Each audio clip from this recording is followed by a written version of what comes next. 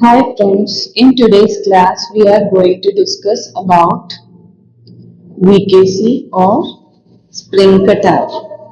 Its etiopathogenesis, clinical features, grading, that is Bonini et al. Grading, and the treatment part. Coming to spring catarrh, it is a bilateral, recurrent, interstitial, that is involving the deeper layers, self-limiting, allergic, inflammation of conjunctiva. So, this allergic conjunctivitis can be divided into acute as well as chronic. And the acute one is divided into seasonal, perennial, okay, and the chronic one is vernal keratoconjunctivitis and atopic keratoconjunctivitis. So coming to VKC, the etiopathogenesis of VKC.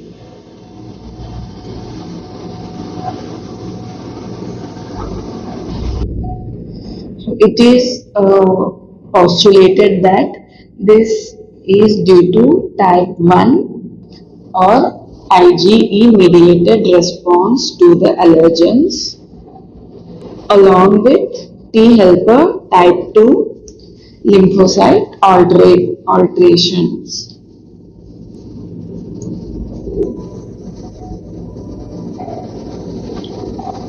So these lead to most commonly in summer and in the tropical areas. So India also comes under the tropical area. So it is more common and more severe in Indians. Coming to the pathology part, there is hyperplasia of the conjunctiva. So it becomes very thick, and the adenoid layer, there is cellular infiltration with T helper 2 lymphocytes as well as eosinophils and the white blood cells. There is fibrovascular proliferation along with vasodilation of the conjunctiva. Now coming to the clinical features. So patient presents with burning, sensation, itching, there is a tendency of rubbing the eyes and there can be watering of the eyes, and there is a characteristic discharge which is the ropy kind of discharge. So this is important to remember because it is asked as an MCQ also. So and the signs are divided into 3 types based on which part is involved. So if it involves the palpebral conjunctiva, if it involves the bulbar conjunctiva, and the mixed form where it involves palpebral, bulbar, and also the cornea.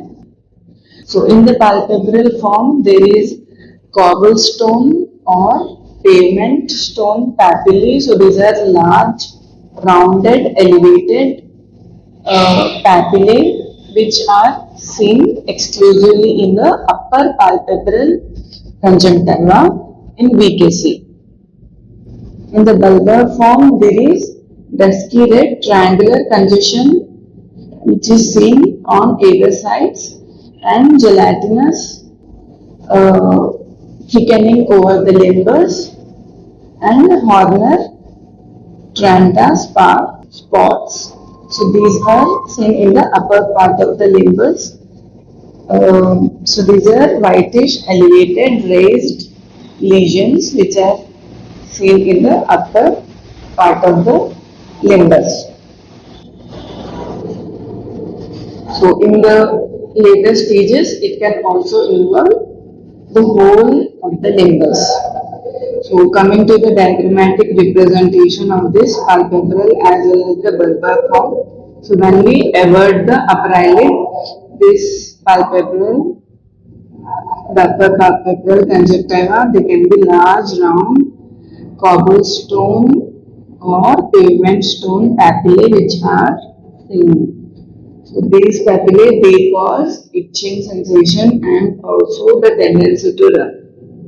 And this is the cornea and the pupil.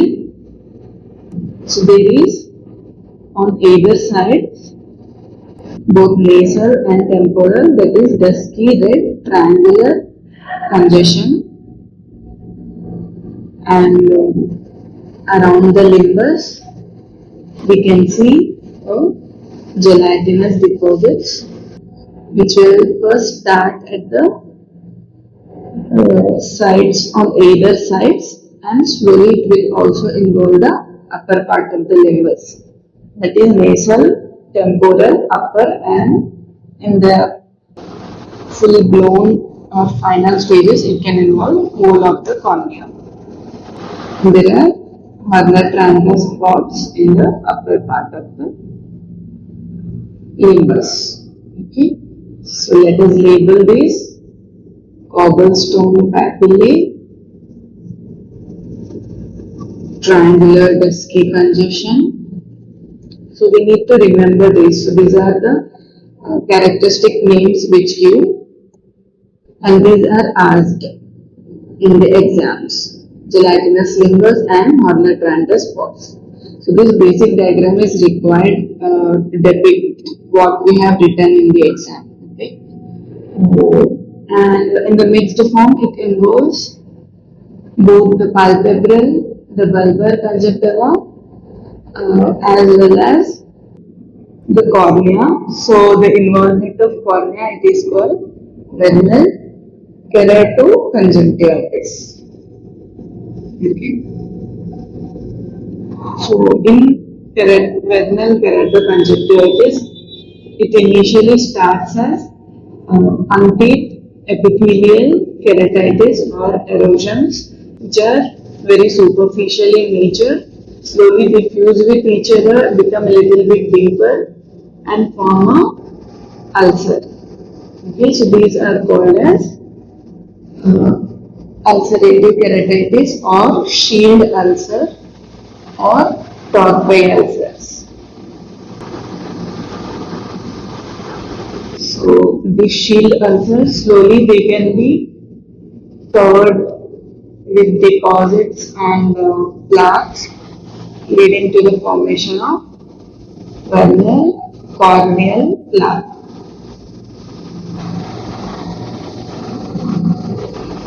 Corneal plaque. In the final stage of this, the whole cornea is involved, that is called pseudo-gerontoxon or Cupid's bow outline, when the whole of the limbus is involved and whole of the cornea is involved. Pseudo-gerontoxon or Cupid's bow outline. So we will briefly discuss the grading of sheild ulcer also. So sheild ulcer is divided into 3 stages: grade 1, 2 and 3. So in grade 1, so based upon the appearance of the ulcer base, if the base appears transparent, that is very clear base, it is grade 1. In grade 2, it is translucent because of whitish deposits over it. And in grade 3, it becomes a opaque base, and because of those whitish and yellowish deposits, it becomes a elevated plaque. Okay, so that becomes vernal